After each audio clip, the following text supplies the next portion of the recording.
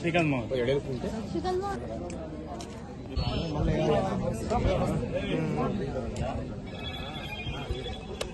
Sir okay phone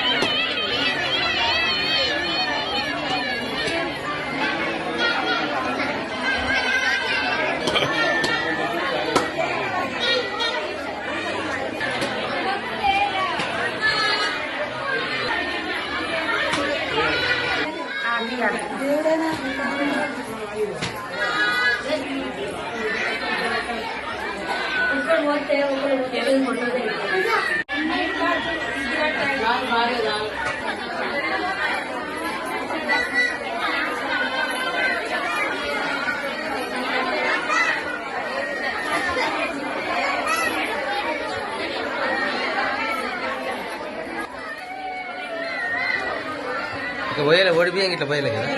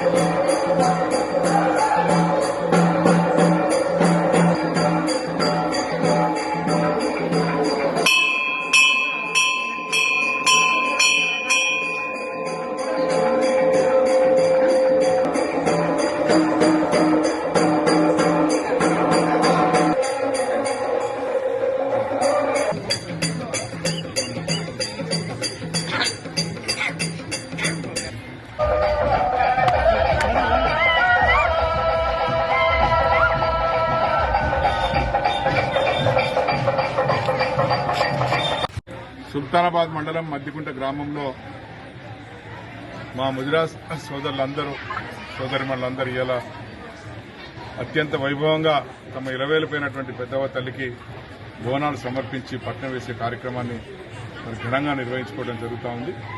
మరి సందర్భంగా ప్రతి ఇంటి నుండి మా ముదిరాజు కులస్తులందరూ ప్రతి ఇంటి నుండి బోనాన్ని తీసుకొచ్చి అమ్మవారి సన్నిధిలో పెట్టి మరి పట్నం వేసి తర్వాత అమ్మవారికి బోనం అర్పించేటువంటి కార్యక్రమం చేయడం జరుగుతూ ఉంటుంది.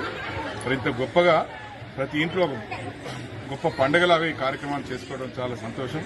మరి ఈ సందర్భంగా అమ్మవారి దయ మా ముదిరాజు కుల సోదరులందరిపైన ఉండాలని, ఈ గ్రామం పైన ఉండాలని, ప్రజలందరిపైన ఉండి ప్రజలందరినీ కాపాడాలని, ప్రజలందరికీ ఆరోగ్యాన్ని, సంతోషాన్ని, ఆనందాన్ని ఇవ్వాలని అమ్మవారిని వేడుకుంటూ అమ్మవారు ముఖ్యంగా మా ముదిరాజు కుల సోదరులందరూ కూడా మరి సోదరిమణులందరూ కూడా ఎంతో భక్తితో ఎంతో శ్రద్దతో అమ్మవారిని సేవించుకునే సందర్భంలో అమ్మవారు వారిపై మెండుగా మరి వారి కృపను అనుగ్రహించి వారిని కాపాడాలని కోరుకుంటా ఉన్నాను. మద్దికుంట గ్రామంలో పెద్దమ్మ తల్లి బోనాల జాతర ముదిరాజ్ సంఘం అందరం జరుపుకుంటున్నాం.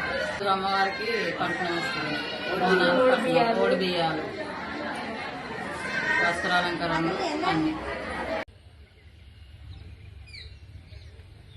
హరిదాతనాయ నమః, చతురాంబరాయ నమః.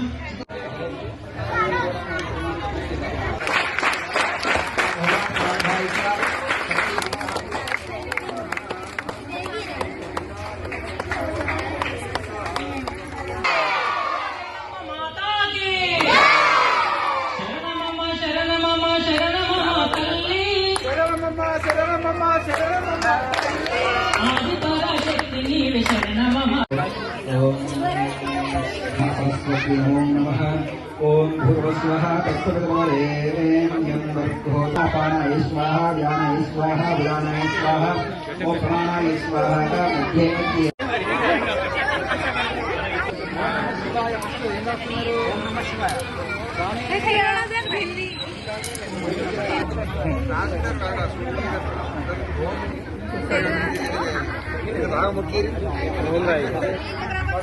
శివానే శివాని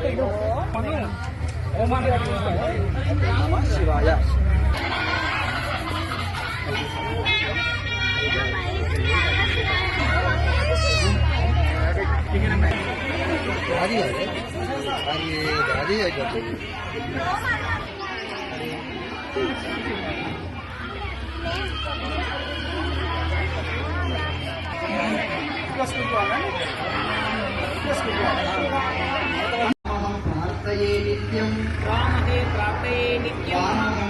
సంవత్సరం దాత శ్రీ ఆర్య సతీష్ గారి చేత ఈ విగ్రహం బహుకరించబడ్డది.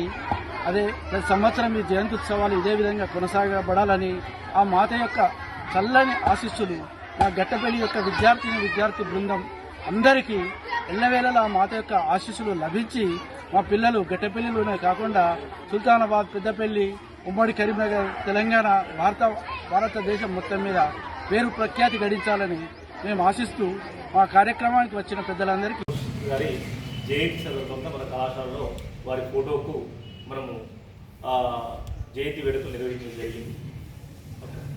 మీ అందరూ మీ పాఠ్యపుస్తకాలలో మీరు స్కూల్లో ఉన్నప్పుడు కానీ ఆ తర్వాత కానీ నేతాజీ గురించి వినుంటారు.